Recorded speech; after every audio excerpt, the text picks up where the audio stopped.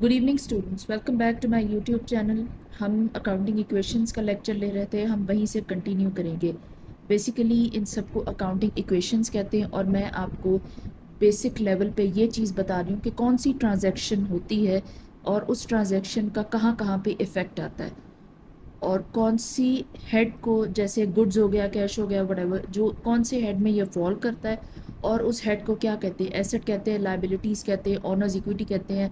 इन सब चीज़ों को मैं एक्सप्लेन करी हूँ। बेसिकली हम आपको बेसिक लेक्चर दे रहे हैं जो अकाउंटिंग की बेस होती है इंटर के स्टूडेंट्स के लिए, ओ लेवल के स्टूडेंट्स के लिए, ए लेवल के स्टूडेंट्स के लिए, उसकी आपको हम बेसिक सिखा रहे हैं। सबसे पहले आपको ये बताया जाएगा कि कौन सी चीज़ क्या होती है, कैश क्या है, कैपिटल क्या है, गुड्स क्या है, एक्सेट्रा एक्सेट्रा, उन पे इफ़ेक्ट किस तरीके से आता है ट्रांजैक्शंस का। तो फिर आपको पता लगेगा कि नेक्स्ट अकाउंटिंग इक्वेशन कैसे बनानी है, एवरीथिंग एक्सेट्रा। ओके, अब हम लेक्चर स्टार्ट कर रहे हैं। लास्ट हमने 4 ट्रांजैक्शंस की थी और 4 ट्रांजैक्शंस हमने बिल्कुल बिजनेस के स्टार्ट से लेके एग्जाम्पल शुरू की थी। हम उसी एग्जाम्पल को कंटिन्यू कर रहे हैं। आज की हमारी सबसे पहली ट्रांजैक्शन है goods costing 60,000 rupees sold for 80,000। 60,000 की गुड्स थी, शूज़ हमने गुड्स के तौर पे रखे थे, वो हम 80,000 की, 80,000 की सेल कर रहे हैं। सबसे पहले तो गुड्स बिजनेस से चली जाएंगी, गुड्स डिक्रीज़ कर जाएंगी। दूसरा, हमने अगर सेल की है, हमने सेल जनरेट की है तो हमें कैश मिलेगा। कैश हमारा इंक्रीज़ करेगा 80,000 से। और चूंकि 60,000 की गुड्स हमने पीछे से परचेज की थी, यानी हमने अगर हम हमारी अगर हमारा फॉर एग्जांपल रिटेल का बिजनेस है, हमने होल सेलर से परचेज की थी या फैक्ट्री से हमने परचेज की थी, मैन्युफैक्चरर से, वो हमें 60,000 में पड़ी थी, हम 80,000 में बेच रहे हैं तो 20,000 का हमें प्रॉफिट हो रहा है। प्रॉफिट हमारा इंक्रीज करेगा 20,000। अब सबसे पहला क्वेश्चन आपका ये होना चाहिए कि प्रॉफिट कहाँ पे हमने एडअप करना है। हमने ऑनर्स इक्विटी में कैपिटल लिखना है, वहीं पे हमने प्रॉफिट मेंशन करना होता है। आपका जो प्रॉफिट होता है वो कैपिटल में एडअप होता है, क्योंकि जो हमारा प्रॉफिट होता है वो भी ऑनर के लिए ही इक्विटी होती है, वो भी ऑनर की के लिए ही होता है। ओके, ये इस तरह से जो है वो इस ट्रांजैक्शन का यहाँ पे इफेक्ट आएगा। नेक्स्ट है गुड्स बॉट 30,000 ऑन क्रेडिट। अब नेक्स्ट पॉइंट ये है, तो ये कहना चाह रहे हैं कि मिस्टर ए ने मैन्युफैक्चरर से, फैक्ट्री से जाके 30,000 की गुड्स खरीदी हैं लेकिन कैश नहीं दिया, क्रेडिट पे खरीदी हैं। ओके, जब हम किसी से कोई चीज़ खरीदते हैं और हम उसे कहते हैं कि हम आपको 1 वीक के बाद कैश दे देंगे, तो इसका मतलब है हमने क्रेडिटर रेज कर लिया, क्रेडिटर हमने इंक्रीज कर लिया, हमने कारोबार के लिए, अपने बिजनेस के लिए क्रेडिटर गेन किया है, जिसके हमने पैसे बाद में अदा करने हैं। क्रेडिटर हमारी एक लाइबिलिटी होती है, तो क्रेडिट या क्रेडिटर हमारा इंक्रीज कर गया, हमारी लाइबिलिटी इंक्रीज की है बिजनेस की, हम यानी बिजनेस, और गुड्स हमने खरीदी हैं तो गुड्स इंक्रीज की हैं फॉर श्योर। ओके, नेक्स्ट हम बात, गुड्स हमारे लिए एसेट होता है और creditor of course is a liability. Next हम बात करेंगे कि गुड्स कॉस्टिंग 50,000। कॉस्टिंग का मतलब है 50,000 की जो हमने खरीदी थी, जिसकी कॉस्ट हमें 50,000 पड़ी थी, सोल्ड फॉर 70,000। आप देख सकते हैं 50,000 माइनस 70,000, 30,000 का डायरेक्ट हमें प्रॉफिट हो रहा है, क्योंकि हमने 70,000 पे चीज़ें बेची हैं। गुड्स हमारी डिक्रीज कर रही हैं 50,000 से।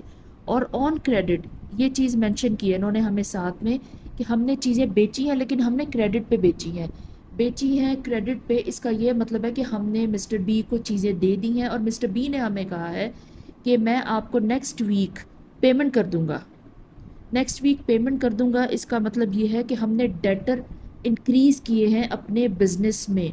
डेटर हमारा एसेट होता है क्योंकि हमने उससे कैश लेना है, बेशक लेटर डेट पे जाके लेना, लेकिन वो हमारा एक एसेट है। हमारा डेटर इंक्रीज किया, हमारा प्रॉफिट इंक्रीज किया, हमारी गुड्स इंक्रीज की। डेटर का डायरेक्ट हेड आता है और ये जो प्रॉफिट का हेड है, ये जो है कैपिटल के नीचे आपने लिखना होता है।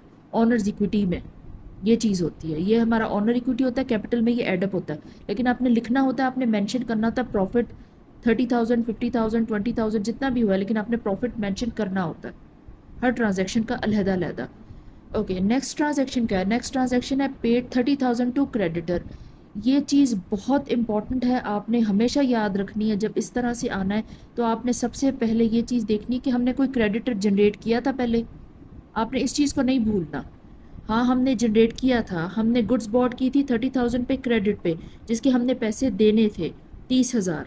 अब हमने उसी को पैसे दिए, ये चीज़ आपने ध्यान में रखनी है। आपने इफ़ेक्ट इनका चेक करते जाना है कि कितना क्रेडिट था हमारा, कितना हमने पे कर दिया है, अब कितना रह गया, ये आपके कॉन्शियस माइंड में होना चाहिए for sure. Paid 30,000 to creditor, creditor decrease कर गया हमारा 30,000 से, कैश डिक्रीज किया हमारा 30,000 से, क्योंकि हमने कैश पे किया। तो वी आर लकी कि हमने सारा का सारा जो है वो क्रेडिट एक साथ पे ऑफ कर दिया। लेकिन ज़्यादातर ट्रांजैक्शंस में ऐसा नहीं होता, आपको इफ़ेक्ट देखते रहना पड़ता है। कभी ऐसा होता है कि फॉर एग्जांपल हमने गुड्स बॉट की थी क्रेडिट पे 10 नवंबर को, अब 11 नवंबर को हम 2,000 पे कर रहे हैं, 12 नवंबर को या 18 नवंबर को हम 4,000 पे कर रहे हैं क्रेडिटर को। तो ये इस तरीके से जो है वो होता है। आपने ध्यान रखना कितना क्रेडिट रह गया कितना नहीं, क्योंकि क्रेडिट एक लायबिलिटी है, it's like a minus. Next, debtor paid 40,000 cash, debtor ने हमें 40,000 कैश दिया है।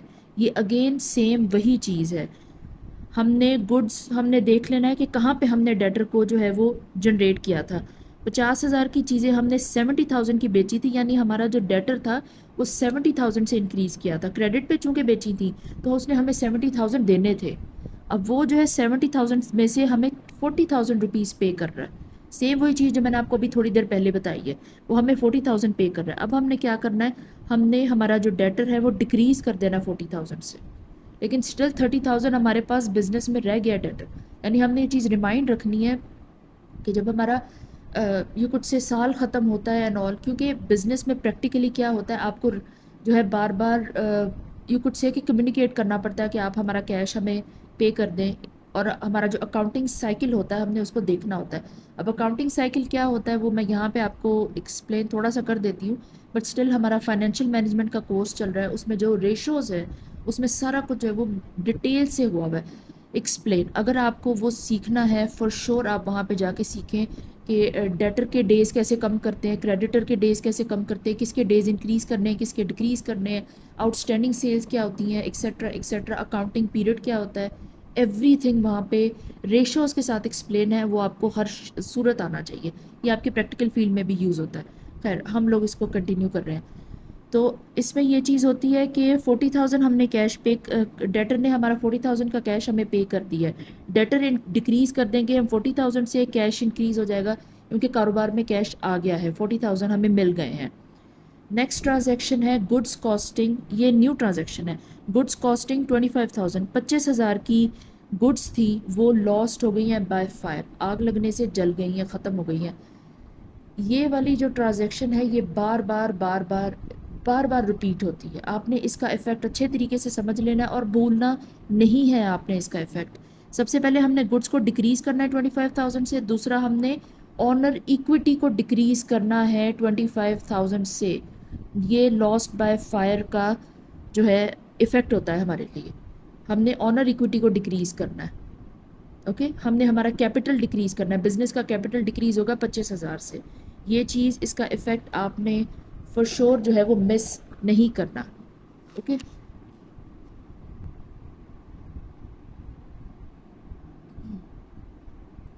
सॉरी। नेक्स्ट ट्रांजैक्शन है हमारी पेड सैलरीज, बिजनेस ने सैलरीज पेड की है और इलेक्ट्रिसिटी बिल होगा और सम बिल पे किया है 7,000 का। सबसे पहले तो कैश डिक्रीज़ होगा, कुछ मेंशन नहीं हुआ, इसका मतलब है कि हम कॉन्फिडेंट है कि ये कैश में पेमेंट हुई है, और ऑनर्स इक्विटी डिक्रीज़ होगी। ये बिजनेस की लायबिलिटी थी, ये ऑनर्स इक्विटी में से डिक्रीज़ होता है। ऑनर्स इक्विटी में से आपने इन ट्रांजैक्शंस का ध्यान रखना है कि ये कौन सी ट्रांजैक्शन कहाँ पे जाके किस तरीके से इफेक्ट दे रही है, ये चीज़ है। इसका अलहदा से हेड नहीं बनता, ये ऑनर्स इक्विटी में से डिक्रीज़ करनी होती है आपने। ओके नेक्स्ट है गॉड बैंक लोन। अब बिजनेसमैन जो है मिस्टर ए, उसने बैंक का लोन लिया है 50,000 का, कैश इंक्रीज़ किया है 50,000 से और लोन इंक्रीज़ किया। लोन एक लाइबिलिटी, और लोन बिजनेसेस के बहुत बड़े बड़े होते हैं, इनका अलहदा से हेड बनता है। जो लाइबिलिटी का सेक्शन होता है उसमें बैंक लोन हो गया या फिर अनसिक्योर्ड लोन है, सिक्योर्ड, ये एक वाइडर टर्म है। जब इस पे जाएंगे definitely I explain it to you. इस वक्त आप सिर्फ ये समझ लें कि ये एक बैंक लोन है, बैंक लोन हमने इंक्रीज़ कर देना है 50,000 से। ये हमारी लाइबिलिटी है, लाइबिलिटी इंक्रीज़ कर गई है 50,000 से। ओके ये हमारी बेसिक ट्रांजैक्शंस थी, जो कि कोई भी बिज़नेस आप स्टार्ट करते हैं उसमें ये बेसिक इम्पैक्ट्स होते हैं, बेसिक चीज़ें होती हैं बेसिक हेड्स होते हैं, आपने इनको रिकॉल करना है, इनको अच्छे तरीके से लर्न करना है ताकि आपको बेसिक इफेक्ट्स समझ में आ जाए। बिकॉज आहिस्ता आहिस्ता effects are going to be complicated, transactions are going to be complicated. अगर आप बेसिक सही से नहीं रिकॉल करेंगे तो आप जो है वो कॉम्प्लिकेटेड चीज़ों को कैसे करेंगे। बहुत सारी चीज़ें होती हैं that definitely going to be very much complicated, तो आप इनको अच्छे तरीके से रिकॉल करें। आज का लेक्चर हम यहीं पे फिनिश कर रहे हैं। कोई भी क्वेश्चन हो, क्यूरी, आप कमेंट करके बता सकते हैं। फॉलो अप करने के लिए थैंक यू सो मच।